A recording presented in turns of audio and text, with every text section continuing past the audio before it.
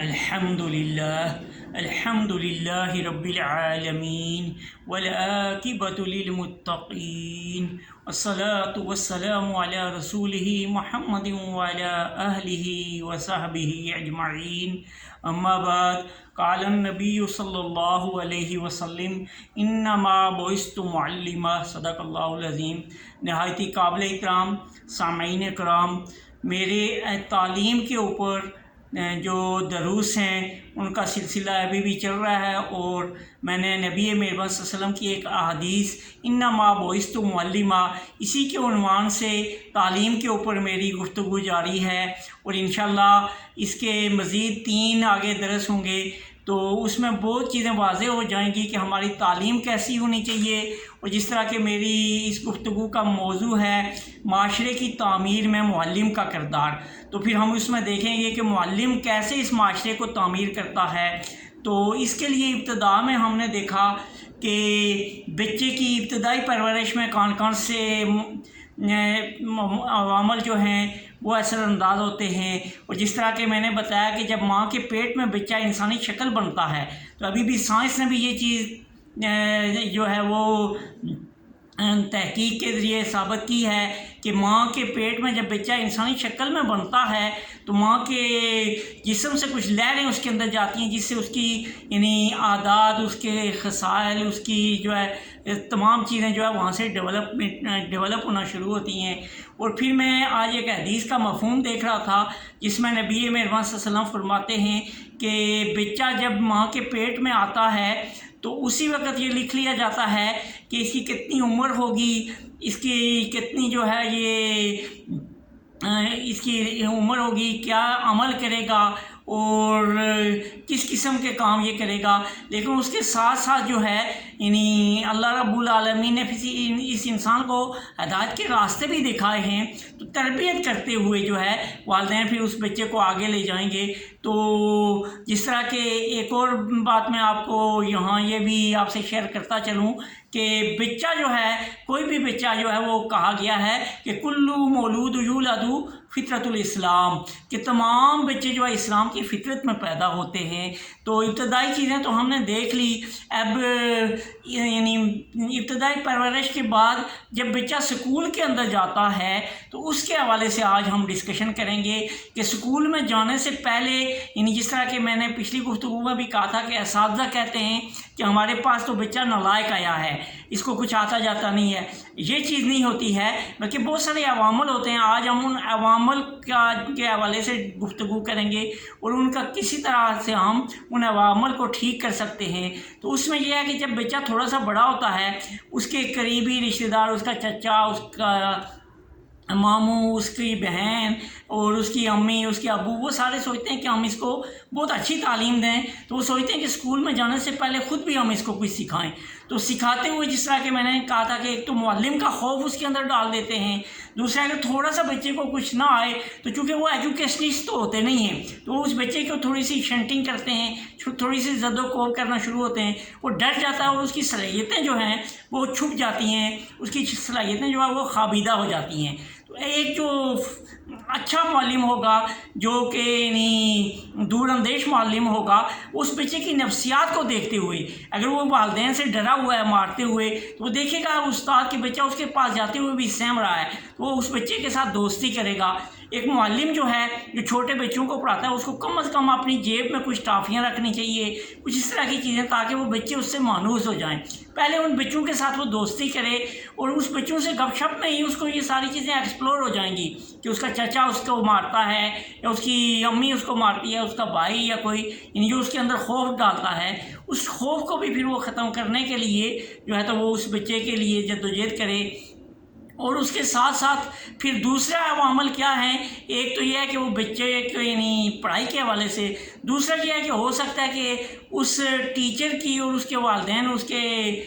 گھر والوں کی کوئی آپس میں ٹینشن ہو، وہ ٹیچر کے حوالے سے وہ غلط باتیں کرتے ہوں، تو وہ گھر میں جو ہے وہ جب کرتے ہوں گے تو بچے کے ذہن میں فوراً آ جائے گا میں تو اس سے نہیں پڑھتا ہوں۔ اس بچے کے لیے ٹیچر سے محبت ہونا ضروری ہے، اگر وہ نفرت اس کے اندر پنپنا شروع ہوگی، اس سے بھی وہ بچہ کمزور ہو جائے گا۔ تو اس کے لیے ایک فرض شناس معلم کو کیا کرنا ہے، اس کو 3-4 پوائنٹ بنانے ہیں۔ سب سے اہم چیز تو جس طرح کہ میں نے کہا کہ اس بچے کو مانوس کرنے کے لیے سب سے پہلے کیا ہے کرے گا کہ کچھ مٹھائی رکھ لے گا، اس بچے سے گپ شپ کرے گا، اس کے خوف کو ختم کرے گا،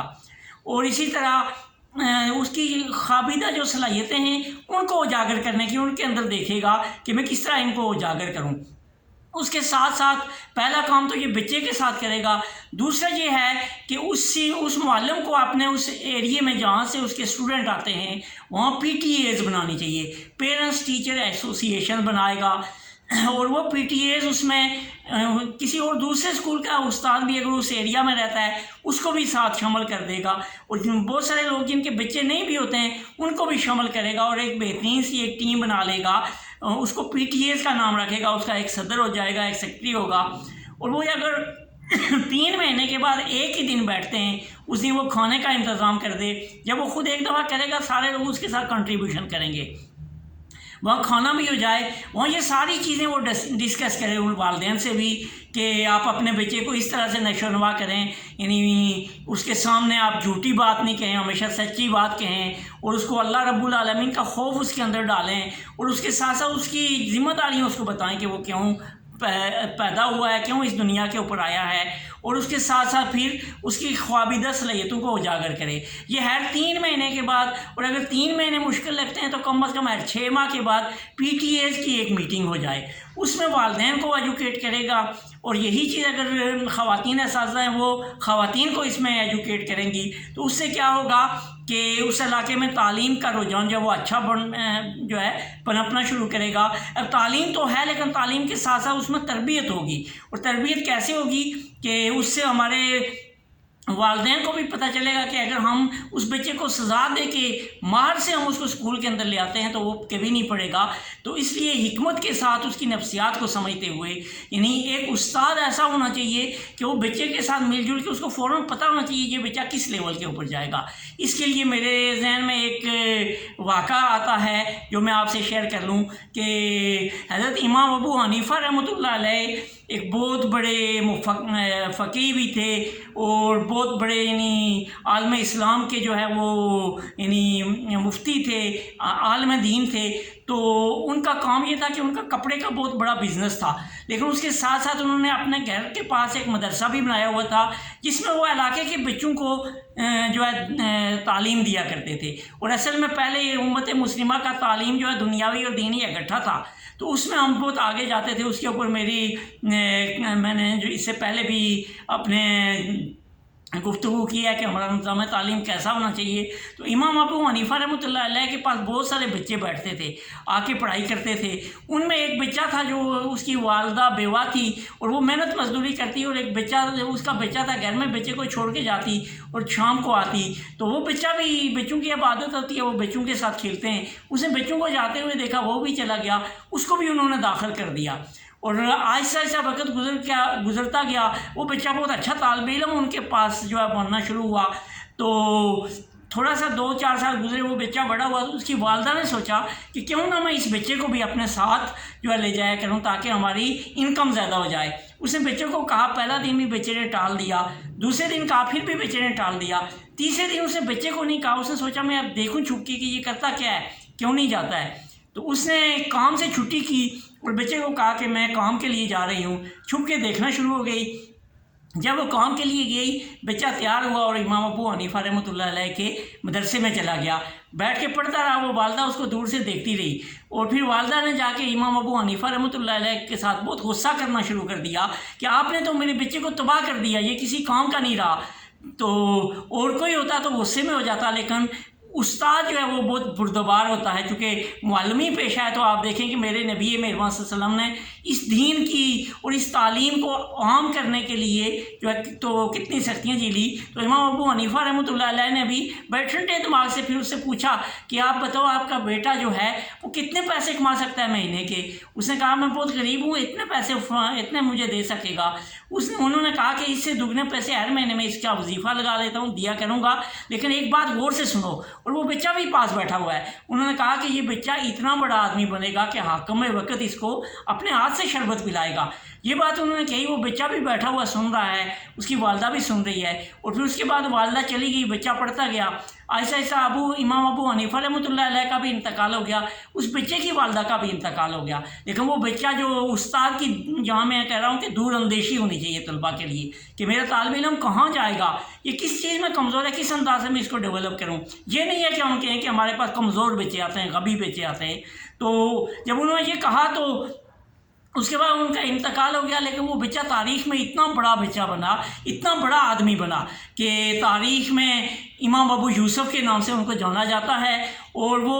اس وقت قاضی القضاء مقرر ہوئے۔ اور اس وقت قاضی القضاء یہ ہوتا تھا کہ جس طرح ہمارا چیف جسٹس بھی ہو اور ساتھ وزیر خزانہ بھی ہو۔ اور ایک دن وہ رات کو حکومتی امور کے کام کر رہے تھے، بغداد کے اندر تھے، اور 12 بجے کا ٹائم تھا، گرمی بہت شدید تھی، تو انہوں نے اس وقت چونکہ اے سی وغیرہ تو نہیں ہوتے تھے، اپنی قمیض اتار دی اور کام کرنے لگے۔ اتنے میں ہارون رشید کا دور تھا، وہ خلیفہ وقت تھا، حاکم وقت تھا۔ اس کی آنکھ کھلی، اس نے دیکھا کہ میرا وزیر خزانہ، میرا قاضی القضاء تو کام کر رہا اور میں سویا ہوا ہوں۔ انہوں نے جا کے شربت بنایا اور لے کے آئے، اور جا کے جب اس کو شربت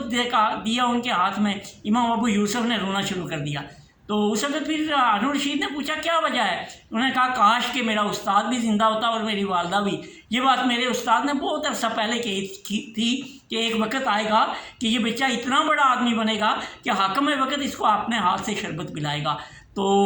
یہ ہوتا ہے استاد کا ویژن، اور اس کے لیے اگر میں اور آپ اگر کام کریں، یعنی